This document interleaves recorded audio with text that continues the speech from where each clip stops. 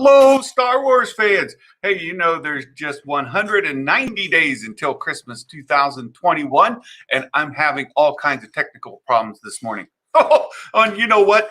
Sheiv the Wise, I was watching his live stream last night, and Streamlabs still hates Sheiv. He was in the middle of a pretty good stream, and all of a sudden, no sound. So hopefully, Sheiv, you can get that all worked out. Enjoy watching your content when I get a chance. So today, we've got our regular Thursday predictions and review with a Magic Maker. Magic Maker has joined us here. Hello, friend. How you doing today? Hello. I'm driving, so if you hear some background noise, it's not my fault. That's fine. That's fine. We've got a lot to cover. I had everything ready, and then my computer kind of froze up, and things got all messed up. And now I'm restarting everything. Everything's coming up piece by piece. And just a couple of little updates here.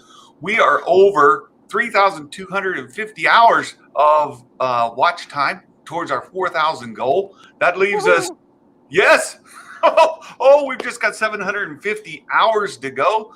And if we could get that in by my birthday, that would be just a tremendous thing at the end of July. So I think we'll get there. I think we will. Things are looking very, very good. And then while I get other things up, I want to bring up this comic that has started to make the news here in the last day or so.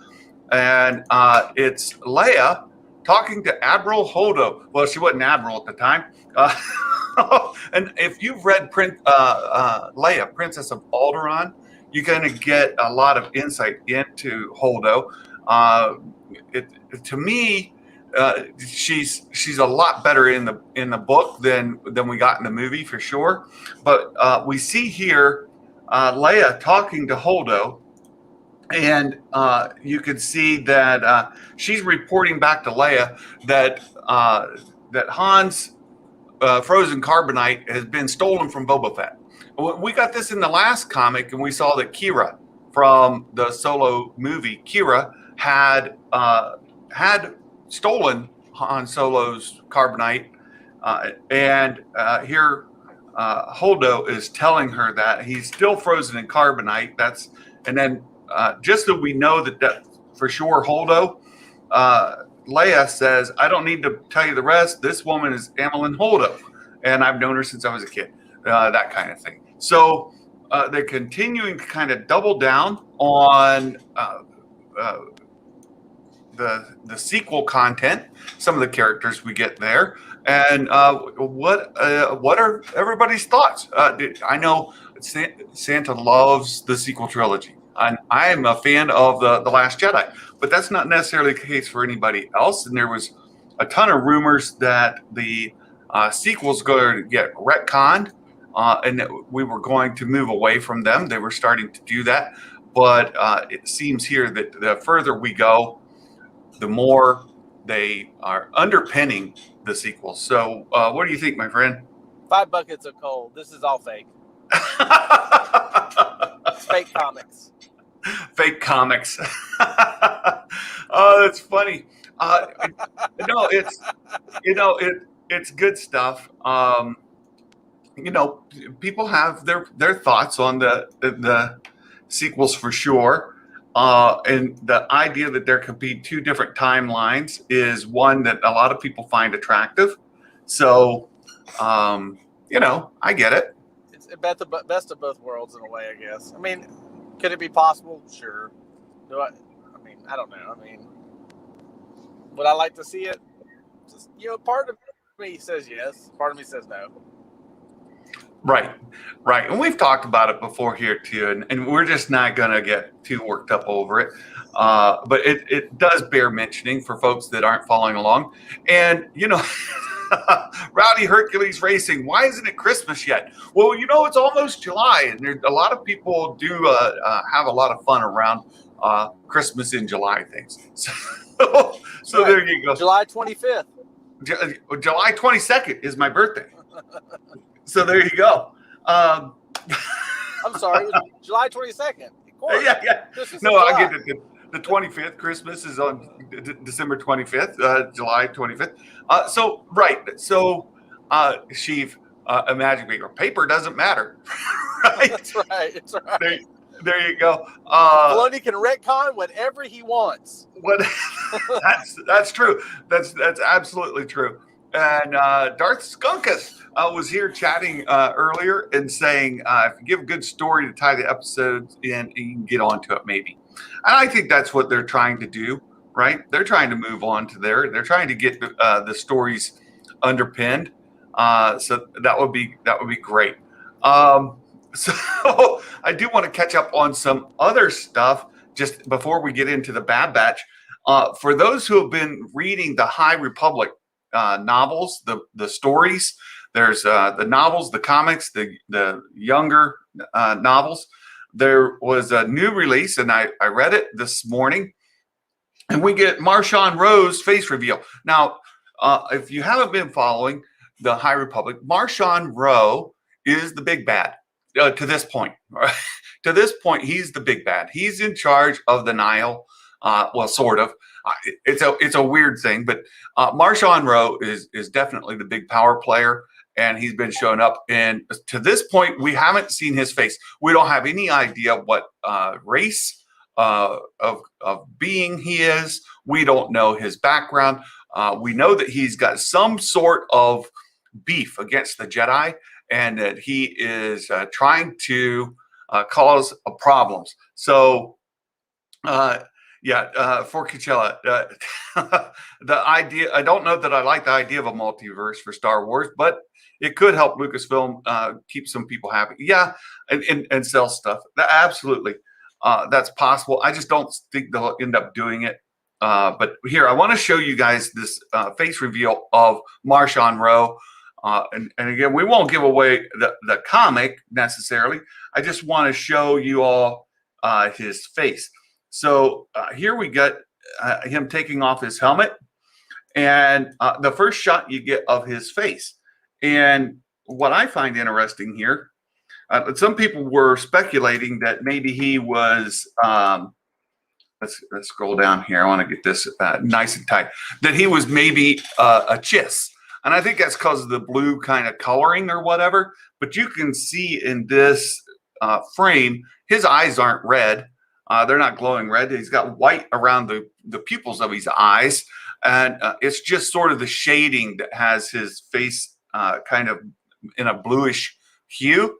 And if we go down and look at the next frame here, you kind of get a straight on of his face. You can see some earrings in ears, maybe a little bit of a pointed ear there as well. So any ideas, anybody, a Magic Maker or anybody in the chat, any ideas what Marchion Ro's species may be? He's an elf.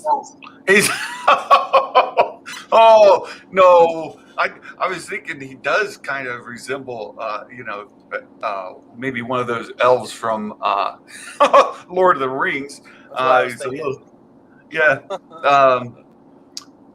And I don't know. The species, the race doesn't jump out at me. He could be human for all we know. And it's just this comic panel, I just don't know. But it's exciting to get to finally kind of get a face reveal and get an idea of who he is for the folks that are following that line. And we'll see where it goes. Elrond's evil cousin. Elrond's evil cousin. Yeah, it could be. We'll have to see where it goes. So I thought that was pretty cool. And wanted to share that with everybody this morning as well. And again, just kind of promote our Discord. We've been posting some of this content in Discord under the Marvel comics, the Star Wars comic runs. You can find that in the High Republic, and as we're able, we're posting more and more of that. So if you'd like to get caught up on that content, come join our Discord channel, and we'll talk about it, and we'll see what's going on. Now, there is another bit of news before we get into our Bad Batch stuff, and there's a toy drop coming tomorrow. Some figures from Hasbro, and those figures. There's a number of Black Series figures. Let me bring them up here to share with you all.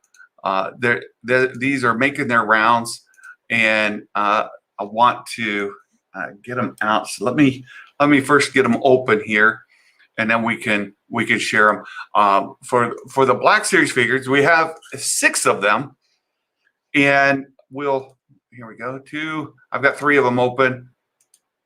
4. Yeah, come on. 4. There's 4.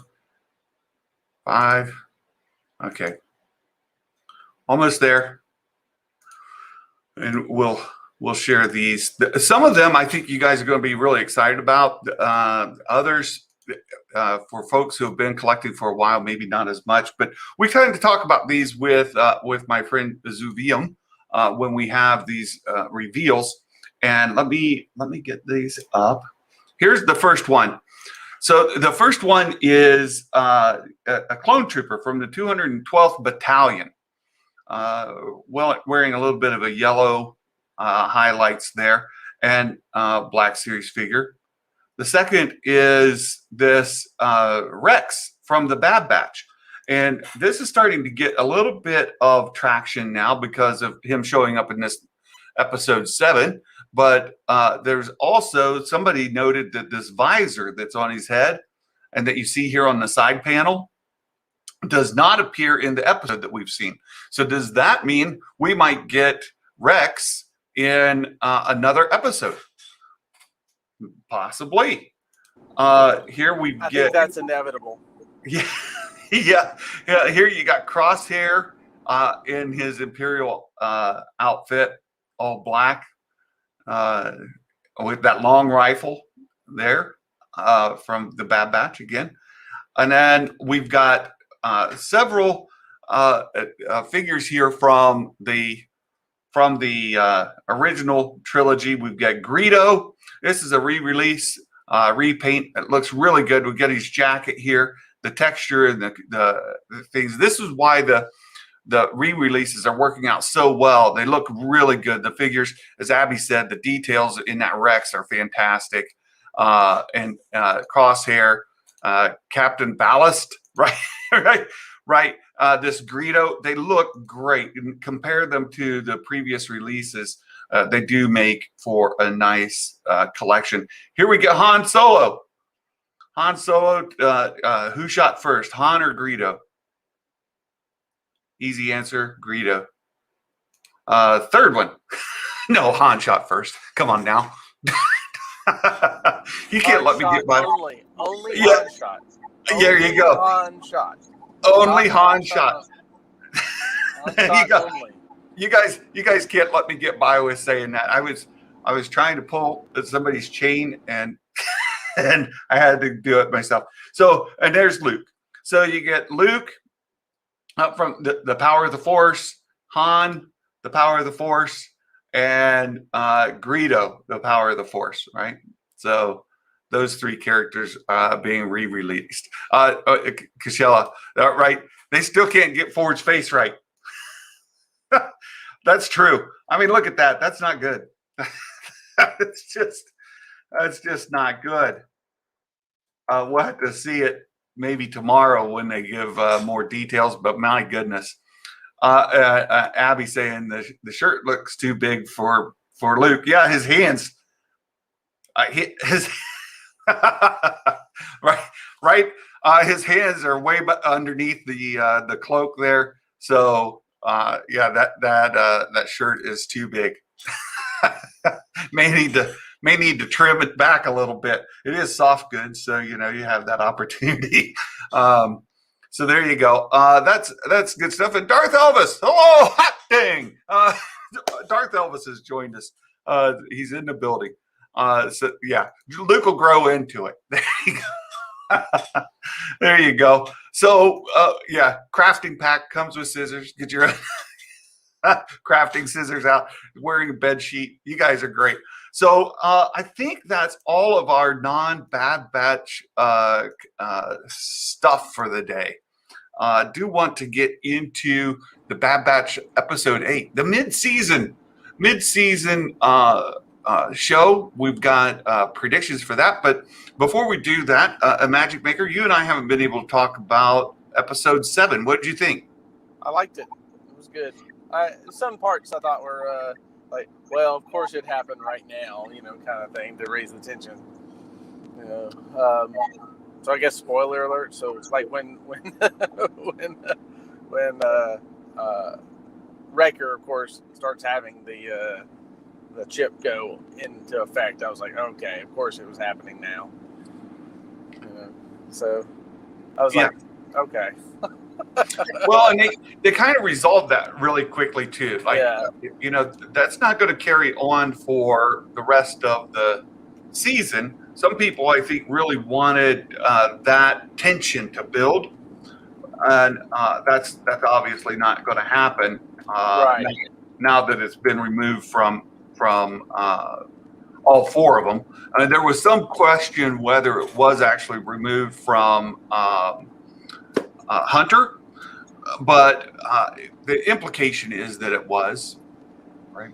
Right. Well, he said all three, so I'm assuming, or three more left. So I'm assuming that even Echo still had his chip. So. Yeah. I think all of them been removed. And what do you think of Omega not having a chip? That didn't surprise me. She was not. I don't think they cloned her to be a clone warrior, as it were. I don't think that was her purpose. That's a not different experiment. Well, and hey there, Mike Porter. Hello. Good to see you. Good to see you here. So Mike Porter's in the building. You guys. And we talked about this earlier in the week. Omega wasn't. She's not an Imperial. She doesn't belong to the Empire. She was a Kaminoan experiment they did on the side. She is an enhanced clone. She's one of the 5 enhanced clones that we know exist that was given to us in content.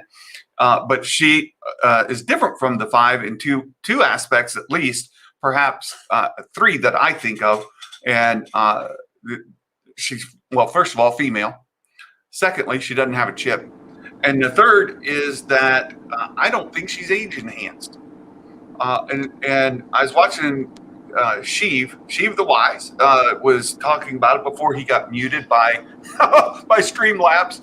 He was talking how in the summary that you get from StarWars.com that she noticed Rex was a Phase 1 clone because she's seen many of these clones grow up before her eyes.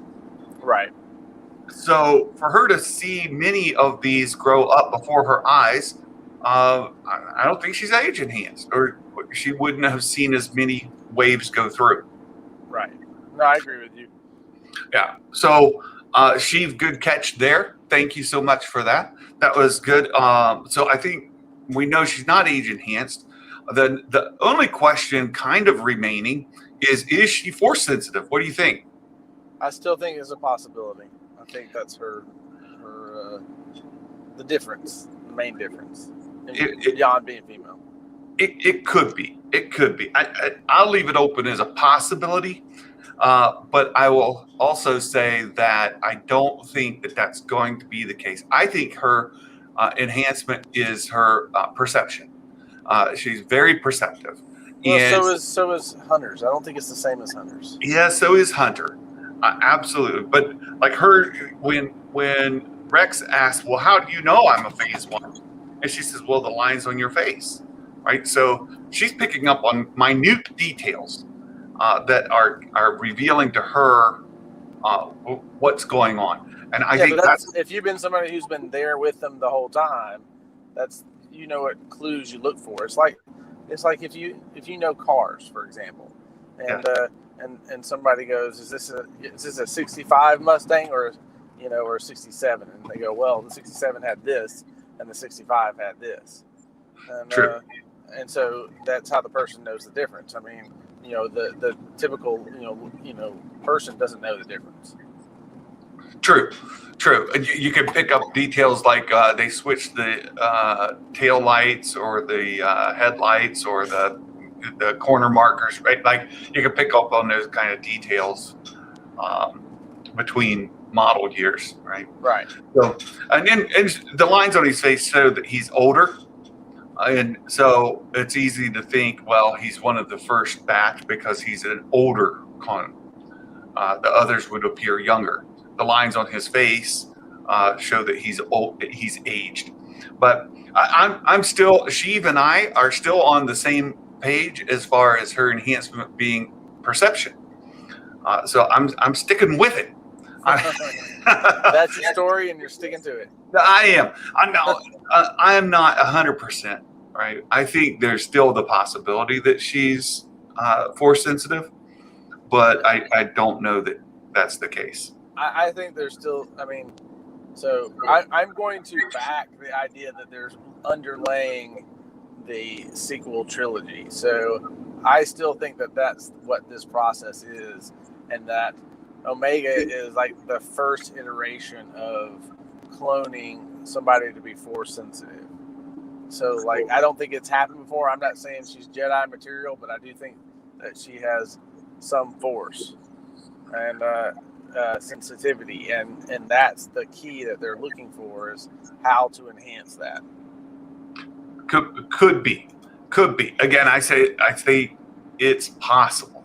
The other things, so let's raise, there's two other speculations we talk about coming into the second half of the season. We'll talk about our episode 8 predictions specifically here in a moment, but talk about the second half of the season. There was news earlier, yesterday, that there was going to be Inquisitor show up in the Obi-Wan Kenobi series, and that they're toying with the idea. It's in early development stages that there would be an Inquisitors live action series coming to Disney Plus at some point.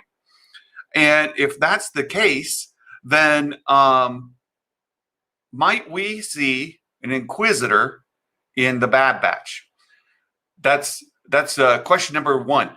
Question number 2 is we were on our Discord live stage last week, and Coop joined us and talked about we were talking about the episode, and we saw that one of the writers for the Bad Batch is also one of the writers for the Jedi Fallen Order game, and that this whole deal going on now is where the main character from the video game appears in on this planet. Might we see a very young Cal Kestis, right? Might we see a very young Cal Kestis in this coming episode, or will we see an Inquisitor in the Bad Batch? What do you think? No Cal Kestis. Yeah, not yet. Inquisitor possibly, but I don't think Inquisitorius has been set up yet. All right. So I don't think they're set up yet either. But I think it's possible. And for both of these, I do say possible. So for me, I put them in the same likelihood as Omega being force sensitive, right? Very small, but possible. Yeah, we do know there are Inquisitors fairly early because Ahsoka fights one in the novel, right? Well, yeah, and from the comics, we know that the Inquisitors get set up in Darth Vader run. There's you kind of see that develop, and it happens relatively quickly. But we don't have an exact timeline. And so, hey, there we go. Star Wars Real Talk, just popping in to say hi. Hey there. Oh, good to see you. And yeah, I think it's absolutely possible. Cal Kestis is on the planet, but would they show him in a cameo? We don't know when he arrives to the planet. Well, Order 66 happens, right, and his master gets killed, and he escape pods, and he lands on this planet. Right. I don't remember that when the escape pod occurred that he landed on Braca. I mean, I had to go back and look at it, but I don't think he did. Well, I had to call in an expert as well, and like Star Wars Real Talk, who's here. He's a video gamer, and Coop have both confirmed that is the case. That when he ejected, he did land. And if you're still in Star Wars Real Talk, if you could verify that, that'd be great. But yeah, I think that's the case. He landed on Braca, and he's working as one of those salvage. No, he begins the game on Braca. That's not. Right. I'm not denying that. Right. So like in the game, not to spoil it for you. So have you played the game? I don't. I don't Okay. play games. Okay, so in the game, the very beginning of the whole thing starts off in Braca. That's where you learn how to do all your jumping and everything like that, right? And that's where you Right. first face Inquisitors because you get outed as a Jedi, and Right. And so because you're forced to use the Force to save. That's weird. You have to use the Force because you save your friend's life, and so ends up outing you. And so the Inquisitors show up now. But what you find out later is that as he's gaining it's unlocking his powers again from his mental block that has stopped him from using his abilities. All right, and that of course he hops on an escape pod and his master is killed, ensuring that he escapes. Now, that said, so we know he ends up on Braca. I'm not certain that when he was doing that he was over Braca at the time, and I would think that would be really convenient if that was the case. I really don't think that's the case. I'm pretty sure it is. We'll get folks here to escape for Coachella saying I don't know if the first place he goes is Braca yet either, but I'm pretty sure that in talking with Coop and talking with Star Wars Real Talk, that both of them reported to me that yes, when he escape pods out, that's where he lands. So we'll have to see for sure, but I'm pretty sure that's the case. And then in any event, he is, and again, Coop did the research for us. He's 2 years younger than Caleb Dune. We saw Caleb in episode 1, and if we see Cal Kestis here, he's going to be 2 years younger than Caleb was. Certainly not a Force, right? He didn't out himself until he was much older. No, he'll stand out if he's here because he's only like 12. Right, he's 12. Right, he'd be a young kid, and you would see him on the play. This kid Scrapper. So I think if he shows up, it'll be a cameo, sort of like an Easter egg you pick up. But I don't know that it would. They're going to have a conversation with him, and he definitely would not be lighting the lightsaber there. Yeah, right. I mean, he's hiding it. He has it, but he's hiding it. Right. So he's hiding. I don't think that he would come out like that. So I think it's possible we'll see Cal Kestis. He should be on the planet. He should be in the, somewhere there. But I guess if you see a redhead kid, about 12, then that'll be like, oh, hey, there's Cal Kestis. Right. Or you see a young Scrapper, right, in the helmet. Yeah. In everything, you see this young kid. You could say, "Well, that could be," but you wouldn't know for certain. Right? Yeah, I mean, I don't know. I mean, I guess anything's possible.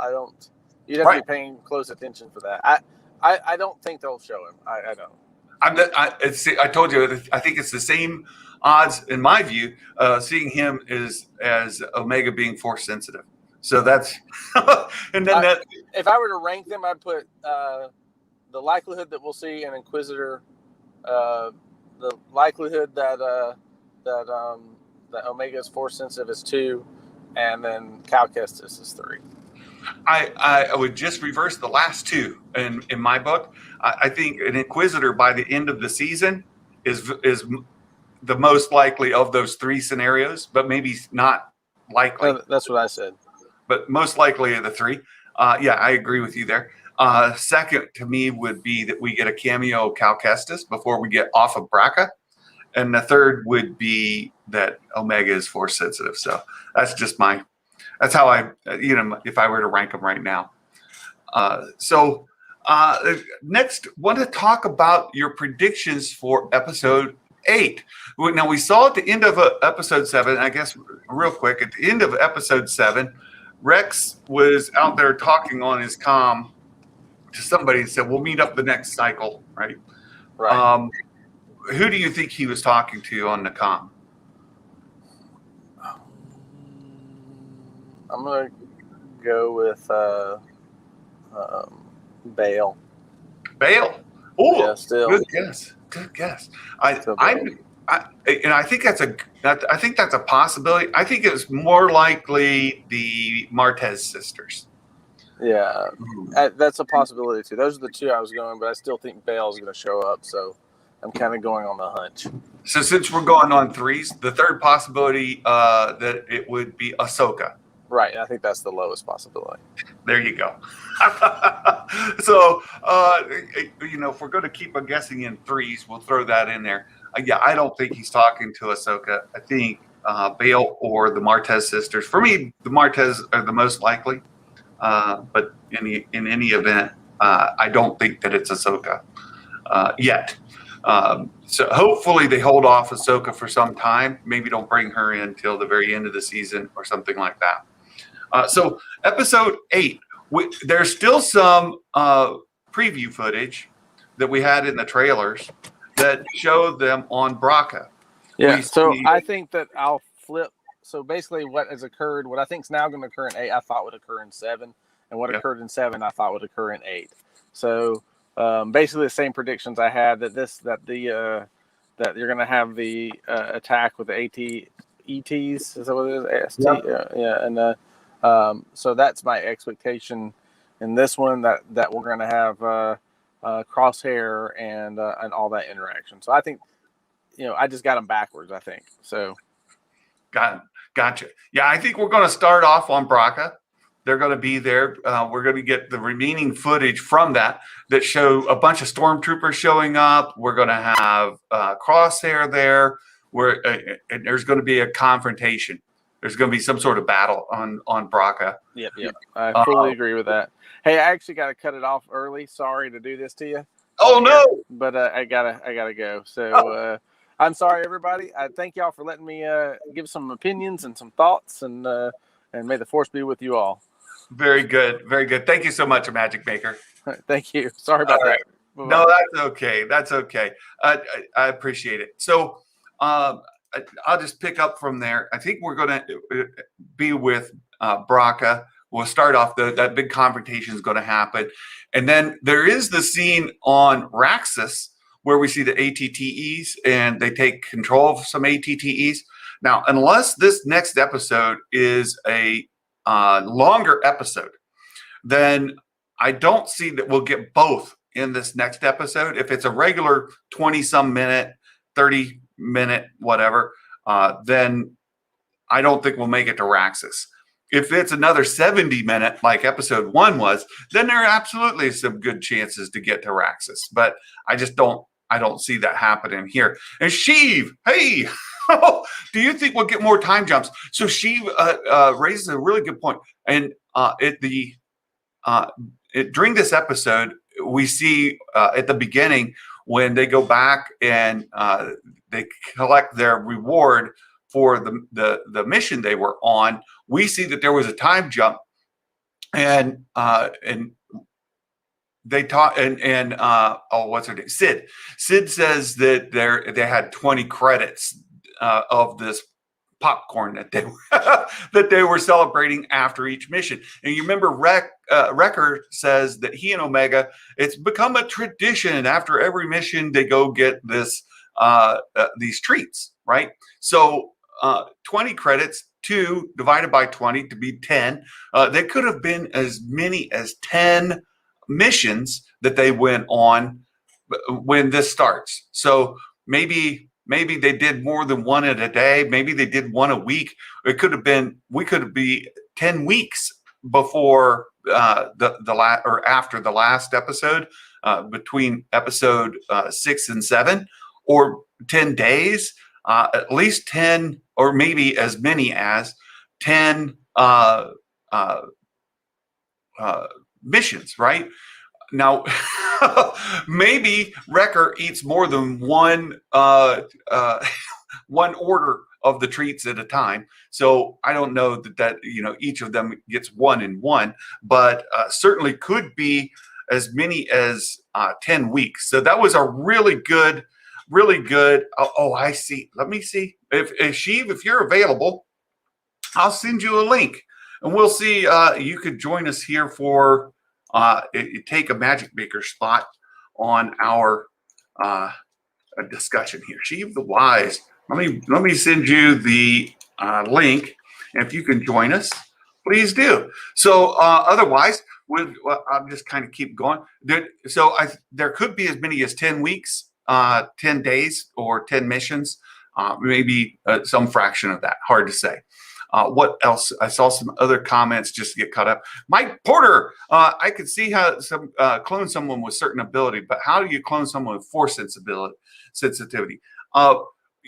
Well, that's the problem, Mike, is that the force seems to pick who does, and right, the force seems to pick who does and who doesn't have force sensitivity. And I think that you could maybe make them more likely to be force sensitive by setting them up, but whether they were or not, and what the amount of force sensitivity that they have could vary randomly based on what how that plays itself out. So I don't think you could plan on it. I don't think you can say by doing this it will.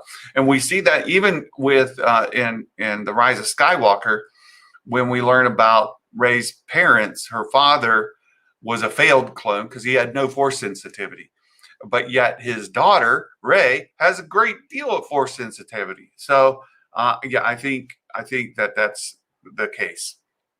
Good question. Unless midichlorians get cloned in the process. Well, and I hate to do this, but you go back to the Plagueis novel.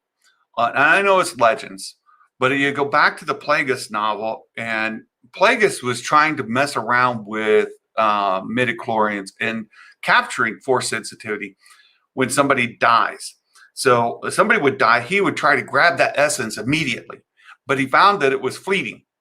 Very fleeting to be able to grab those midichlorians and be able to absorb them, and that he couldn't really gain force power strength by absorbing those midichlorians as they were being released from that body. So I think that getting the midichlorians cloned, and then we see in the Mandalorian where I think they were taking blood, maybe spitting it out like you would plasma, to separate out, and then they were injecting it, that they were seeing that it had a shelf life as well. And sometimes it wasn't successful, but you see Dr. Pershing, even I think it was Dr. Pershing, talks about how in the latest iteration that it lasted longer than it had in others, and it was like 10 days or something like that. Yeah, you got to get some of that popcorn at Galaxy's Edge. Yes, absolutely. Let's see. What characters from the Bad Batch can you see transferring to live action? Omega, 100%. Omega is coming to live action. Brace yourselves. She may show up as soon as the Book of Boba Fett later this year, but certainly she will be in future live action series. So anyway, to get back to episode 8 predictions, from the footage, we see that Crosshair will show up, and he kind of gets blasted by a Venator engine. We see Omega on the bridge of a Venator. We see a bunch of a bunch of stormtroopers show up, and we might actually see the Bad Batch fight with that elite squad. that could actually be a head-to-head. Ducky says midichlorians can be passed genetically. If genetically with cloning too. I'm not sure that's a true statement, Ducky. We know that force sensitivity came from generationally, but I don't think the midichlorians went through genetically. I think that that they were more apt to be force sensitive, and that's what I mean about you could maybe create a clone that's more apt to be, right? It's more predisposed to be force sensitive, but that the cosmic force actually determines who is and who isn't, and that each of the Skywalkers, as well as Palpatine and Rey, absorbed or were very high midichlorian counts, but that midichlorian count is the symptom. It's not the source, right? And, same with Kylo. Kylo, he and Rey being, of course, that Force dyad. They couldn't create that Force dyad. The Sith had been trying to do it for a long time, and they couldn't make it happen. But with Kylo and Rey both being predispositioned, and then the Force, right, the cosmic force determined that they would be a Force dyad. Anthony, they were talking about the Jedi Academy series. I watched that yesterday. The Rule of Two with Mark Hernandez and Star Wars Theory is a great show every week. They've been interviewing these authors and different things like that. Sheiv could join us maybe in 15 minutes if we're still on. Well, okay. If we're still here, you've got the link. That Jedi Academy series is based, the books themselves are based before the sequel trilogy as it happens. And really, I started reading those novels. You can find them, by the way. You can find them in PDF form online for free if you go to the right kind of source places. But anyway, I was reading those novels, and they kind of pick up on post-war things like World War II, where you had Japanese soldiers that were on some remote island, and they didn't know the war was over, and then they learned out after the fact.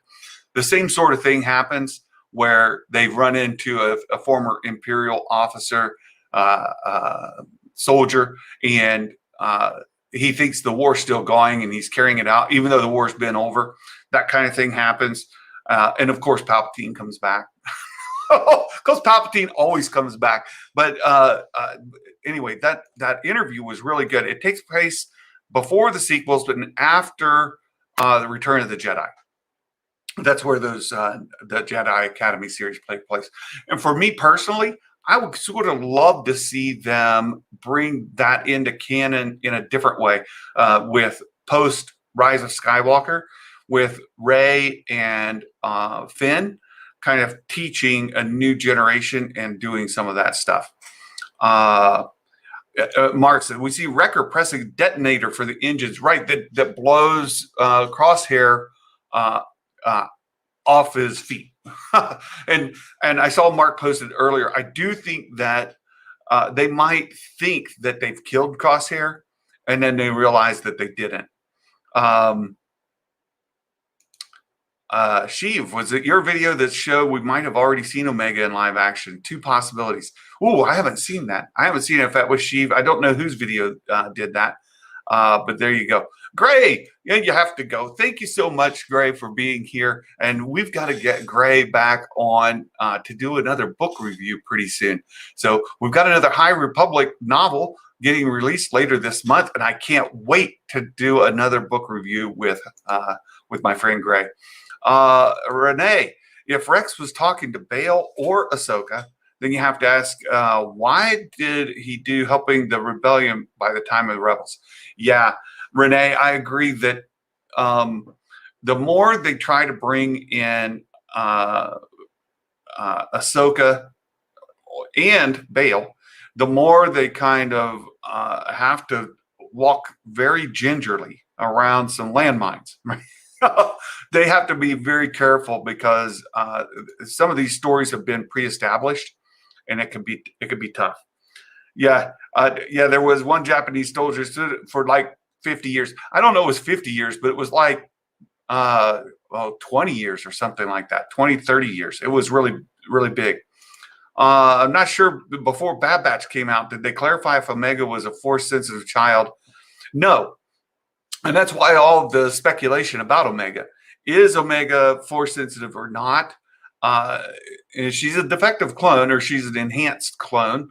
And when and this question came up, Mike Porter kind of asked before, in a way, when they were, and I know this, I've got this glitchiness going on again, and I think it's because of the latest update to OBS, and OBS is doing this glitchy bit. So forgive the max headroom appearance that I've got with this. This is the second time this has happened. But with enhanced clones, it does seem that they were able to genetically disposition each one separately, each of those strengths. So Wrecker, you'll notice, is bigger physically, right? They altered the same DNA to change his appearance, his physical composition, his body size, his strength. He's taller, he's stronger than the others. The same with, let's say, Tech, right? Tech it has a mind for technology, for computers, those kind of things. Doesn't have the same physical attributes, but has different mental attributes. So that they're able to genetically modify things down to mental and physical attributes of a person. And one thing that people have criticized is, or kind of speculate around, is that Omega doesn't look like the other clones. Well, even these Bad Batch, each of them have differences between the standard clone, but they're still made from that same genetic material, Django's source DNA.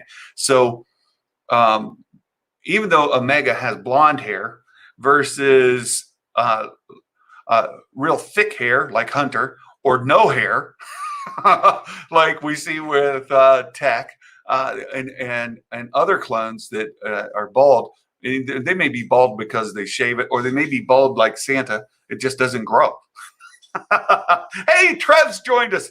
Good to see you, Trev. Doesn't always make it to our streams. Good to see you. Is it completely confirmed that she is a clone of Django's? Not yet. Not yet, Trev. It's assumed. It's assumed at this point that she is. I know there are other theories out there, including somebody that I'm a fan of, Star Wars Meg. She thinks that that Omega may have some Palpatine contribution. So we'll see. I really don't think so. I think Omega is a Django clone, and that's the deal. The Skunkus says there's two possibilities. Mando saw her at the village at some point. Oh, I did see that. No, that. Who did that? Was that? Oh, that I don't think that was Sheiv, but somebody did do that video. I saw. Yeah, it could have been the in that village, and she has a name that's very similar, or that she is the woman that fought Ahsoka with the bat. Right. Yep. I did see that. Let's see. Now that Wrecker's head is on straight, do you think Fennec would be still delete him so easily in a rematch? No. Well, yes, she would. She's more agile than him, but she used his body weight against him and got leverage. In a rematch, he may learn from it, but I don't think that. I don't think he could match her with that same sort of agility. Empress from a never-ending story. I've seen a couple, Trev, you bring this up, that Omega has a lot of similarity to the never-ending story, the characters from there. That's good. It was Callus. That's it, Sheiv. It was Callus that came up with that theory. Very good. Very good. The three shows I can see Omega showing up in live action are Ahsoka, Rangers, and The Mandalorian Season 3. Book of Boba Fett. You left Book of Boba Fett out, Anthony. I think that is probably the most likely one that she would show up in because of the tie being Boba Fett's like sister. Um, yeah, I haven't seen it in a long time either, Skunkus. So it's been a long time. Look, there's some other things going on here. Who wants to bet that Rebel Wilson plays Omega grown up? Oh, she's got the accent. She's got the blonde hair. Um, she's been losing weight. You know, could be. She hides. Oh, she does a Kenny Baker, hides inside R2, jumps out. Hey, bro, long time no see. Yeah, I'm your secret sister. You didn't know you had. That could happen. No, I want to kind of try to get back on track a little bit. Look, I can't reveal a whole lot of information because the agreement for me to get the information is that I don't share it. But I did go to a person who is somewhat. And I hate to be this guy, right? I went to somebody who has a fairly good reputation for leaks and rumors, and asked the question directly about season 3 of The Mandalorian. Has it started? Has it not started? Is it finished? What's going on? And I got a response today, a direct response to my question. Did 1-to-1, right? I got this wasn't in I'm not deducing. He answered me directly to say that the shooting for Mando season 3 won't start until next year. So there were rumors that it started before. There were some that that it's going to start in like September. I was told today by somebody who has a fairly good track record with these leaks that it won't start until next year.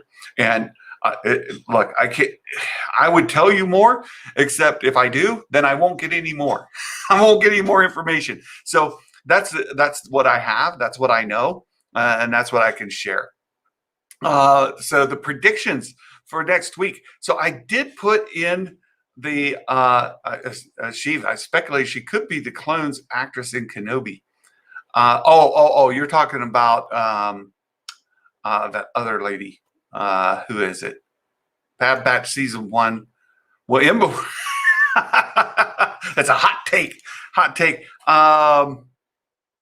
Margot Robbie or Saoirse Ronan playing an adult version live action Omega. Ooh, Saoirse Ronan. Ooh, there's a hot take, Anthony. Saoirse would be fantastic. And she kind of hit a hot spell, I think 2019. Last year, she kind of went quiet, but Saoirse Ronan would be a fantastic call. Very good.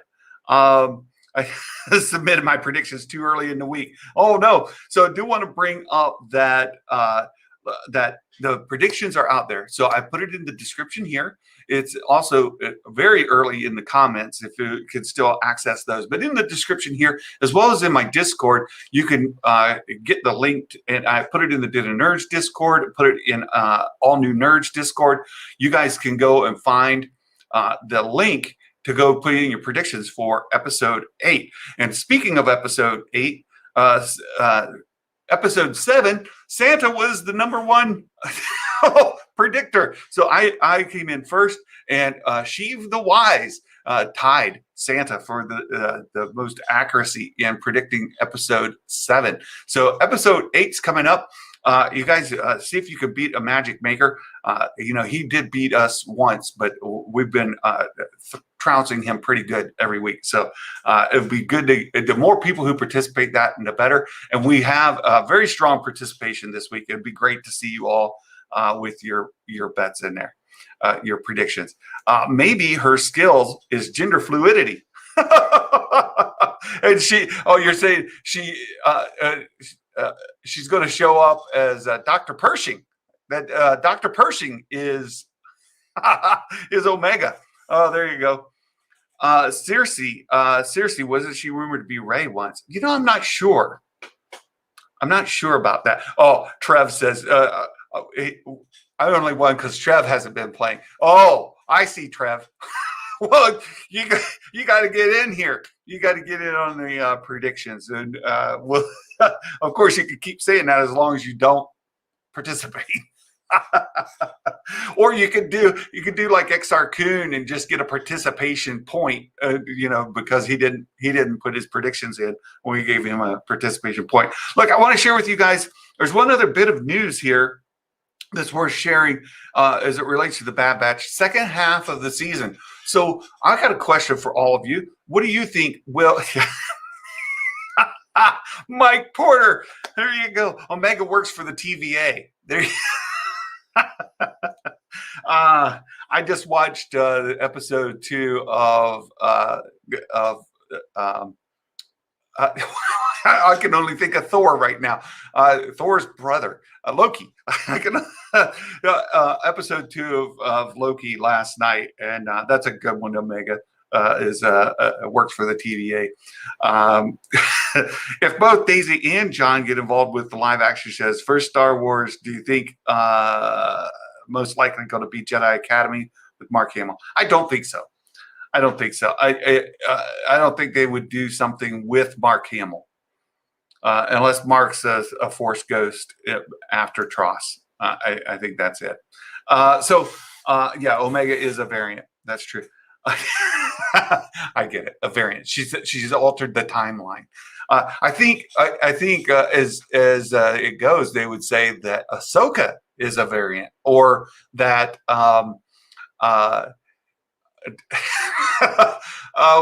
Ezra is a variant, right? Ezra is a true variant, right? Because he did alter the timeline. So there you go. Ezra is a variant. The TVA's been looking for him. He and Thrawn have been hiding. Maybe Thrawn works for the TVA and he got Ezra so that he could correct the timeline. There. We're going to go down this road. So, look, there's for the second half of the season, when do you think we'll get a second half trailer?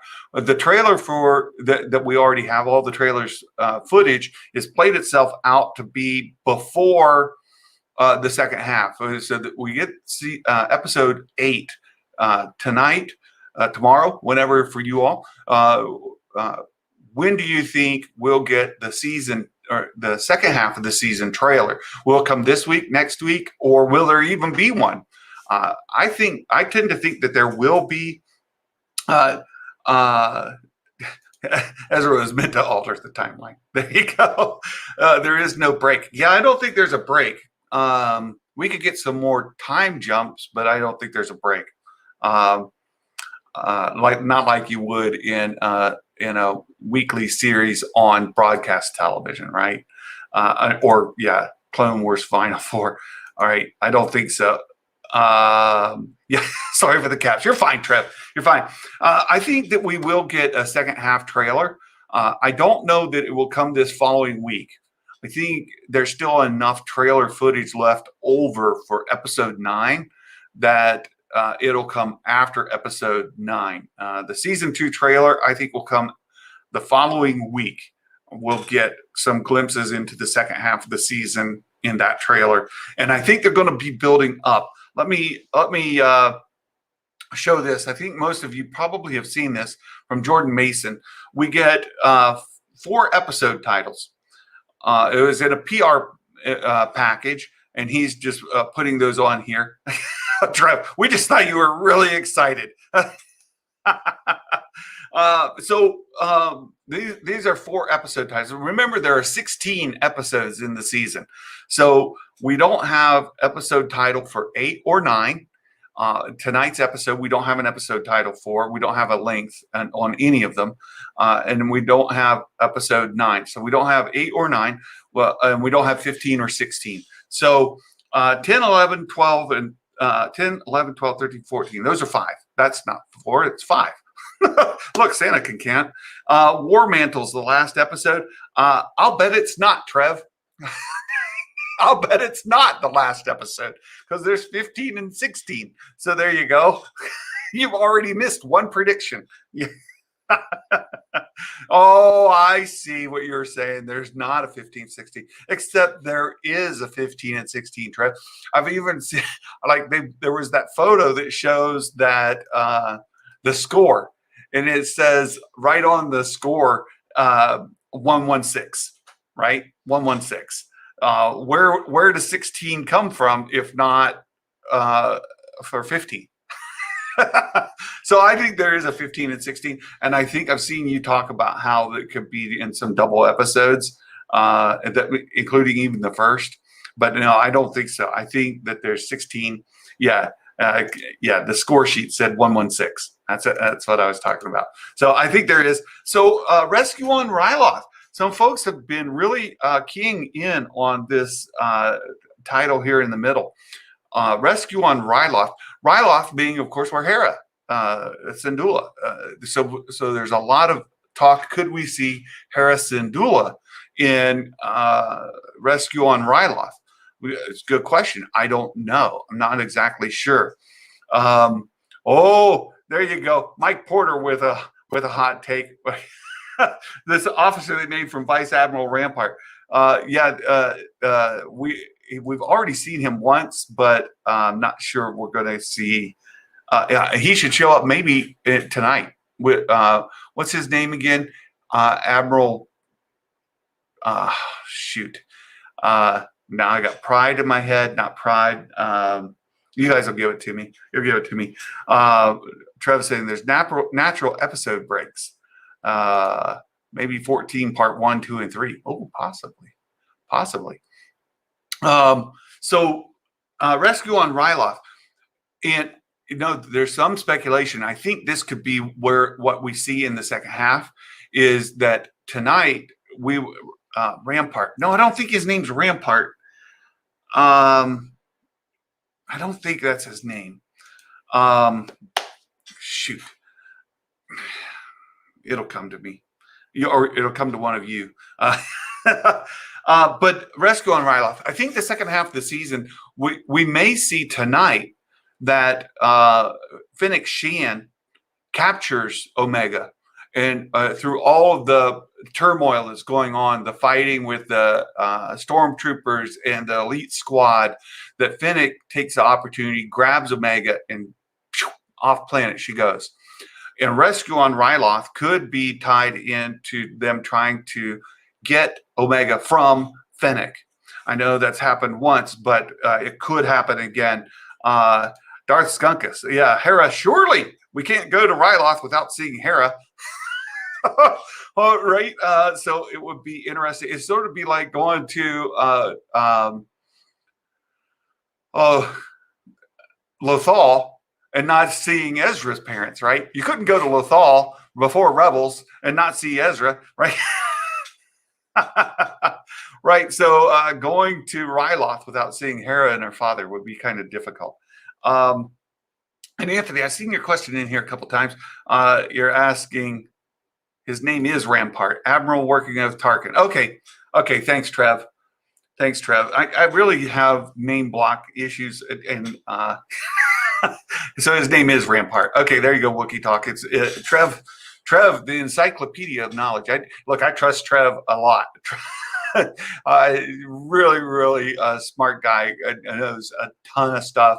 And just the way his mind works, his brain remembers things. I'm envious. I'm envious. But there you go. Rampart is the new guy. To go back to Anthony's question, the Rebels animated thing, that was canned in favor of the live action series. There's a few of them. The Ahsoka series being one, Rangers is rumored to be another, and there's a third one that's a Thrawn and Ezra show that's supposedly in the works as well, that could pick up from that as well. So Common Ground would be a good title for another encounter with Kanan Jarrus. Ooh, that's a good point. And I did think that we would, Kanan Jarrus, at this point he's Caleb, still Caleb Dune. I don't think he's changed his name yet to Kanan. He may be changing it soon. Hey, look who we have with us, my friends. Sheiv the Wise, you made it. Hold on. Can you hear me? Yeah, I can hear you. I had an echo there for a bit. Hello? Yes, hello. Hey, Santa, how's it going? It's going well. As long as you don't use Streamlabs, I think we'll be fine. I think we will be. I hope so. I hope so too. So, look, have you seen these episode titles? I have. I think I got into them a little bit yesterday, and the last one definitely stuck out to me, War Mantle and everything. I still think there's going to be 16 episodes, and I hope there will be. But I don't know, it's a little concerning that it shows 14. It does say that it was only for July, but I'm curious about it. Right. These are just for July. And I see what you're saying, right? But yeah, I'm pretty sure there's 16. And, we don't want Trev to be right. So No, never that.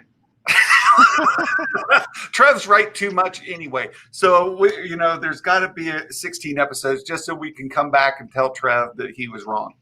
And then he. So what do you think of Rescue on Ryloth and War Mantle? And I think we talked about this before. War Mantle was already brought up, right? Yes. It was brought up originally in Rogue One. There's a short scene when Jyn Erso is looking through the files on Scarif, and War Mantle was one of the files that they saw. And then we did see it in episode 3 as well, and we know that Rampart is the leader of that project. Excellent. Yes. And I got to go with Trev. Trev's saying he thinks the first 3 were moved together into that 70-minute episode, which would make this episode tonight actually episode 11. Yes, I get what he's saying. I agree with that. Well, if that's the case, then episode 11, Devil's Deal on July 9th, is wrong because it would be for June 18th. So there, Trev, you're wrong. Yeah, and this is, again, for the July date, so I think it is set, like 14 is, War Mantle is probably the actual 14th episode. I don't think it's quite like they're counting the first 3 is 3 episodes, or, the first episode is 3, but right. Definitely I think 14th is Project War Mantle. And Trev, you're probably already typing it. You're probably right. So if 1, 2, and 3 is 1, then 4 is 2, 5 is 3. Right? I get you, but I still have to pick on you. I'm just gonna keep doing that until episode 15 comes out, and then I can truly say neener. I can't wait for that. So War Mantle. There's been some speculation about what War Mantle might involve. Yes. What do you think? I'm definitely pushing hard that it's probably going to lead into the Death Troopers. I don't know exactly if the clones will still be involved down the line. I think that's possible. But definitely the fact that it's a bunch of an elite squad of troopers makes me think Death Troopers. Yeah, I agree. And I think the elite troopers are already set up to be Death Troopers. When you look at that black armor they're wearing and you look at the Death Troopers, it's the same. It definitely resembles it. It has the whole like green and black vibes. It does. Bob's your uncle. Of course we remember you, Bob. You're our uncle. Why would we not forget? So yeah, I think it's Death Troopers. So there was another speculation that War Mantle could be about the Inquisitors, but I don't think so. No, that'd be cool though. I do hope we see some Inquisitors in here, especially with the news that came out yesterday. Yeah, I think so too. I would love to see that. I just don't know that that's what's in the cards. So Harrison Dula on episode 12. What do you think? Oh, I think that would be really fun. I'm curious how old she would be at this point, because it's probably 5 years before Rebels kind of takes place, or actually, I don't even remember when Rebels. Is it 5 years? It's a couple of years. I don't know if it's 5. It's not 5. It's actually way before that, because Ezra was born on Empire Day. Now that I think about it. Yeah. Ezra was born on Empire Day. Empire Day just happened. Yeah. So yeah. There you go. Bob says that's why I'm his favorite nephew. Trev, I think the last 4 or 3 episodes will be all one arc together. Caleb has to team back with the Bad Batch. Well, I do hope we get Caleb again. I do too. I think it's possible still. Yeah. It might retcon some of the comics and stuff, but I think it's still possible. Rebels is 4 years pre New Hope, right? And then this is Order 66 is how many years pre New Hope? BBY. I think it's 19. Okay, yeah, that sounds right. 19. See, I get mixed up on numbers. 17, 19. Right. Hera would be 15 younger than she is in Rebels then, which I don't know if we'll see much of her. Maybe like a small glimpse, but her dad could definitely be in it. Cham Syndulla. Yep, 19 years. Yep, okay, 19 years. That's right. Yeah, Cham Syndulla could absolutely be there. And if they go to, well, we know Ryloth. It's right in the name. Rescue on Ryloth.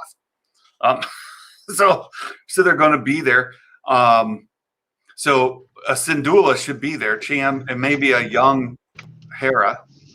Yeah, I do remember in the Clone Wars, I think Cham has a different daughter, maybe that's not Hera. I don't remember exactly. It might just be like she's an orphan or something, and he's just with the little girl. But it's always been really funny to me that back in the Clone Wars, he had a daughter that looked different than Hera. Okay, yeah, and Trev, yeah, Caleb and Hera meeting for this first time. Now that could be cool. We've seen Caleb, we see Hera. Could Caleb show up there and it'd be the first time? That'd be really cool. I don't know if that would happen just because they'd both probably be really young, and I think there's a book about the first time they meet already. Not that Dave isn't willing to retcon that. And there's Mark's poking the bear. More blurgs for Hasbro not to release. You mean not to release for vintage collectors? That's what you mean specifically, Mark. Hera does have a sister, Themes. But Mickney brings up would definitely already have Chopper, so we could see Chopper in the Syndullas. I actually love the Chopper character just because when you find out at the end of the series that it's Dave Filoni, I haven't talked about this on my channel really, but I think it's hilarious when you go back and rewatch Rebels that like Dave Filoni is Chopper, and when he talks to the characters, there's some really meta moments where like they blame Chopper for this or that, and it's almost like the actors are blaming Dave Filoni. Well, I rewatched episode 7 just this morning, and of the Bad Batch, and and the whole bit about why are we going to have to walk all the way over there? Why didn't we just land over there? Right?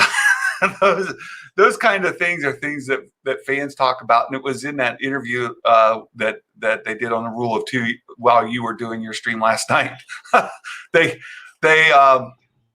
why don't they just land where they need to go instead of have to travel so far? So I do think sometimes they're poking fun at themselves, so it's funny. A question for Sheiv and Santa.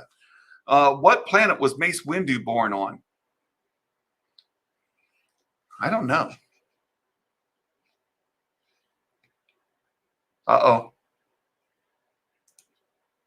Sheiv is muted. There you go. Hello? Unmuted. Yes, you're there. Sorry. Yeah, that's a great question. I honestly don't know. Mace Windu. Do you know if we can find that? Because I don't know if that's been established in canon. Well, I'll pull it up on Wikipedia and see what Wikipedia says. As far as like they've got that little card underneath their identity that normally tells species, gender, height, homeworld. Harun Kai. Harun Kal. Harun, 2 U's. Harun Kal. Kal. So there you go. It's a mid-rim planet, and anyway, so there you go. And the next question is, could you see him making a cameo as an animated version of himself with Samuel Jackson as a voice? So, do you think we're going to get Mace Windu in the Bad Batch? Is the question. I guess it's possible, but I kind of doubt it. And I'm kind of in agreement with most of the people that are have been on that Mace Windu showing back up thing. I think it would be much more realistic to see him in live action. Plus, I don't know if Sam Jackson would want to do animated thing, but well, there was the other leak / rumor that that Grogu was going to appear in the Bad Batch, and we were going to see who rescued Grogu from the temple, and that was going to be a well-known Jedi. So that was the rumor. And the well-known Jedi, of course, with anything, the first guess is Sam Jackson. it's Mace. It's got to be Mace Windu.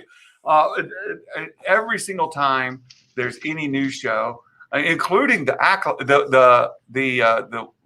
Inquisitor show, Inquisitor and Acolyte. They say Mace Windu show up. I think Mace could show up, and as Trev says, it could be the voice actor from Clone Wars that does Mace, not Sam Jackson. Yeah.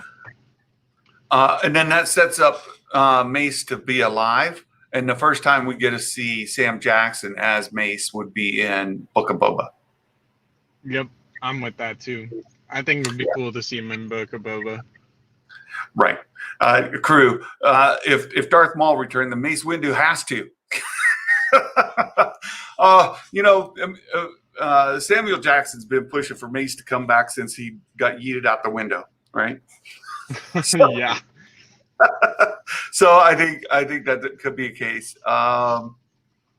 Let's see what else. George Clooney voiced a dog in South Park. All he did was bark. Hollyweird is a crazy place. Well, yeah, you can get anybody do the voice.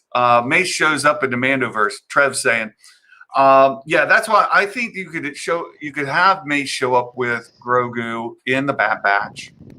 And then if he showed up in Mandoverse, I think it would be Book of Boba, though. No. Yeah. Bob says some people think Mace should stay dead. What do I think? No, I don't think. There is a complaint that characters in Star Wars never die. That too many come back, and there's some validity to that deaths don't have the weight that they could, because they either come back as a Force ghost or they're not really dead, like Maul and perhaps Mace. But look, it's Star Wars. Doesn't bother me. I think he could come back. Yeah, Mace lost a hand, was thrown out a window. He got electrocuted too. Don't forget that, Darth Skunkus. And Maul was, think about it. She got thrown down a reactor and he survived. So at least his essence did, right? And Maul was cut in half. So Maul is the standard, right? Like Maul was completely chopped in half. Yeah, and then he fell. And we see the two parts go different directions. So, if the Night Sisters can revive Maul, then Mace should be just fine. Yeah, and then Anakin even lost all of his limbs and got burnt alive, but he survived too. That's true. That's absolutely true. Anakin was completely torched and missing both legs. Yeah. All right, I gotta head out. I'm going back to work. Thanks for joining. Thanks for stopping in, Sheiv. Appreciate it. A pleasure. Thanks for having me. Catch you later. Catch you later. All right. Thanks. So Trev, it's a good point. Like to have Mace show up in the Ahsoka show or Thrawn show would be a big deal, rather than wasting that reintroduction in the Bad Batch or the Book of Boba, right? If you could hold off and you put Mace into anything, you could put him in one of those shows and have a much bigger splash, I think. That would be good. Ignite the Purple. Yes. Wouldn't he be dead in the Book of Boba? Not necessarily, crew. He'd be old. He'd be old for sure, but he wouldn't have to be dead. He could still be alive. Bob says he thinks he should be alive. It absolutely could be. They got to make me believe May stayed out of the fight for a very good reason. Well, that's the other part. Is if he was yeeted out the window in Revenge of the Sith, then he doesn't show up again until Book of Boba. Where's he been? What's he been doing? If he shows up in the Bad Batch, they could explain where he goes. He could very well be down in the depths of Coruscant with no memory of his identity, right? The electroshock he got from Palpatine could have short-circuited him and set him where he doesn't know his identity. And of course, he's disfigured. He's been maimed. And so people wouldn't know who he was. They wouldn't necessarily recognize him, and he wouldn't remember himself. Yes, Savage is dead. Dooku is dead. Good point, Trev. You know, Dooku, you can get chopped in half, but once you get beheaded, that's it. There's a couple others that, Baru, dead. Owen, dead. Right. Plo Koon is the other that people want to retcon to be alive. Plo Koon died in some of the content, but I want to think it was in one of the comics, but you guys have to correct me if I'm wrong there. But Plo Koon died, but people wanted to bring Plo Koon back. No, Anthony, there's some folks that I've invited to join. Someday maybe we'll set up a thing where we could do something together. You don't have to join my Discord to join us here. Fitment Studios, hello. The Book of Boba, Plo Koon. Let's see, Mace is 50ish in the sequels. He'd be actually Sam Jackson age in the Mandoverse. Right. He could absolutely be alive. No problem. Let's Luke Skywalker still alive. Well, that's what I mean about going into the cosmic force, or even the very first death that we see, besides Owen and Aunt Beru, right? They they were the first deaths. They don't come back, but Obi-Wan gets sliced in half there on A New Hope, but then he's right back as a Force ghost and hanging out. Pretty much the same thing. Beru and Owen were just faking it. Right. Right. Revenge of the Sith, he was shot down. But did you see him? Okay, he dies in Revenge of the Sith. Okay, Sheiv, thanks. There's no body. Well, that's again, like, there's no body. Is he dead?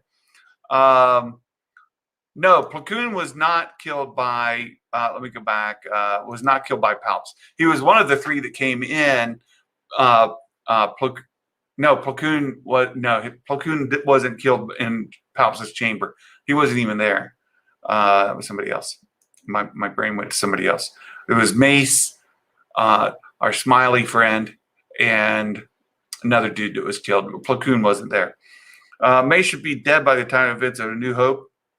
Well, no, not if he doesn't die getting yeeted out the window. If he's still alive, he's still plenty young to still be alive. Kit Fisto, that's it. Our smiley friend. If Luke and Leia are brother and sister, right? They're twins, and they have kids. If they had kids together, it would be inbreeding. Absolutely, that would not be good. But they didn't. So, whew. Good thing Han stole Leia away from from Luke after they made out. Kato. He's on Kato Nemoria. Let's see. Kit Fisto. Agan Kolar was the other. Yeah. Anakin. That's right. Darth Elvis pointed out just how smoking hot Anakin's stepsister-in-law was. Smoking hot. Darth Elvis. That was great. The Buzz droid's still in hyperspace. Yeah. So look, the second half of the season of the Clone of the Bad Batch, I think that the main impetus there is going to be getting Omega, and Omega is going to be the what do they call that? The what's the device they use in stories that they've got to go get? I think that's what it's going to be. They're going to have to go get Omega. She's going to be. We never saw Dooku die. Sure, his head was decapitated, but it did roll. And something we learned in Attack of the Clones is if you just snap that head onto a battle droid, then they just keep going. So you could have MacGuffin. That's it, Trev. Right? You just take Dooku's head and you pop it onto a battle droid, and he's alive. He just keeps going. Right? Oh, that's too funny. That's too funny. If they bring Mace back, I hope they do him justice. Yeah, I agree. No cheap fan service. That's a good point, Nikki. And I think with that, we'll kind of wrap up. I did see we've got some great figures here. Gray has been shooting me some figures. She's at a store somewhere, and we've got Empire Strikes Back. We've got some vintage collection, an AT-AT driver. We've got here's a Black Series. Han Solo that looks jacked up.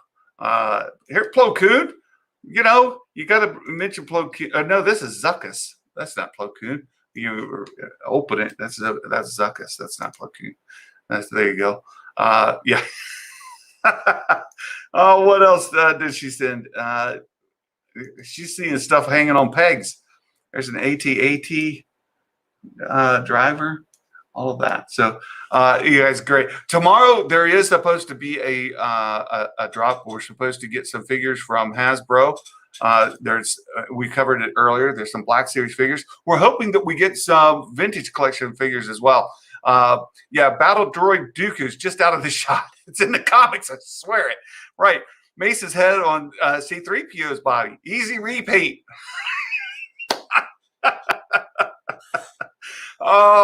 Oh, that's good stuff, you guys. Droids are invincible, right? It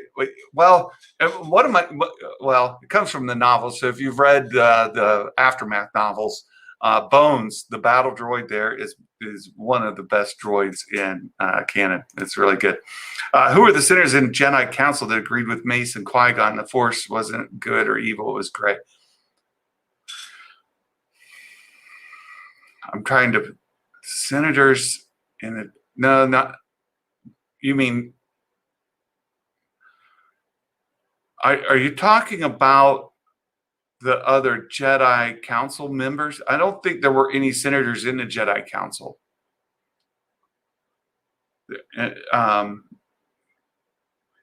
Qui-Gon didn't agree with Mace. No, I don't think anybody agreed.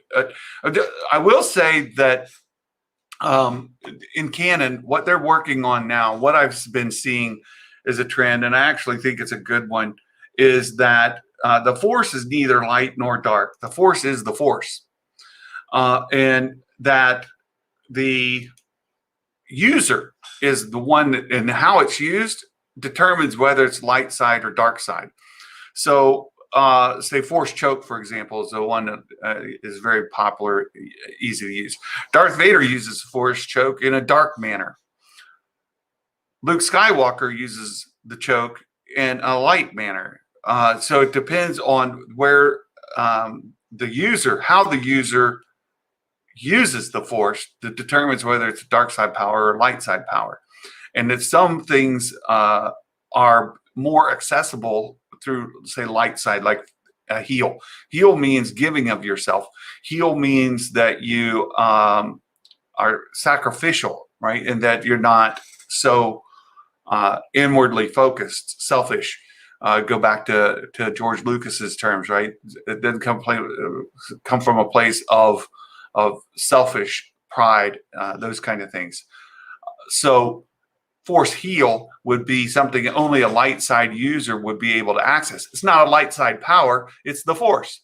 But only a light side user, somebody using the light side of the power, or there is a light side user, would be able to use that power. Lightning is one that's often associated with dark side, but a light side user, there's instances where I think Yoda, as well as we see that Rey uses it in Rise of Skywalker, use lightning from a light side power. So it's not the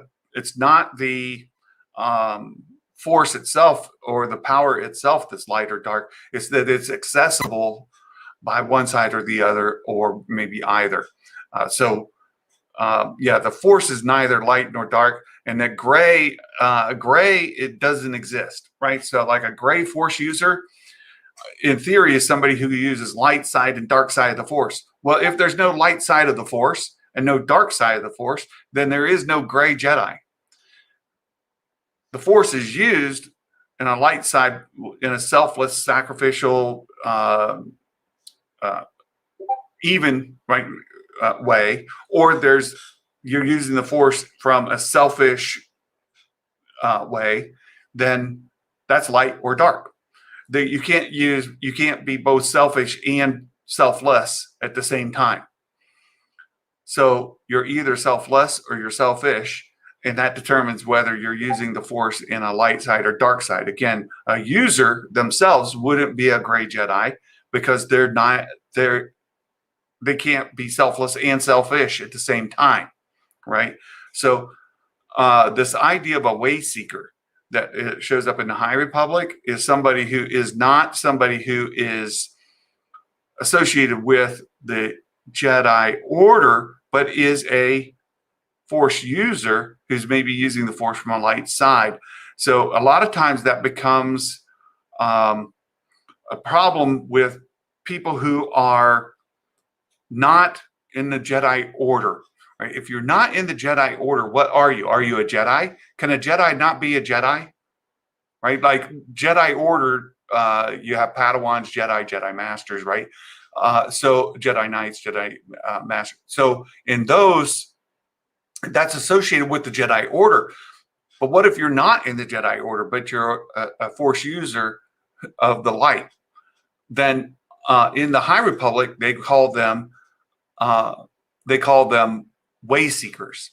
So they're still maybe connected to the Jedi Order, but not members of, right? They still associate with the Jedi Order, but they're not a member of. And that answers that question really, really well. But there's no such thing as a gray, right? 90% Jinx. The only one in the middle is, I'm preaching Thor's logic.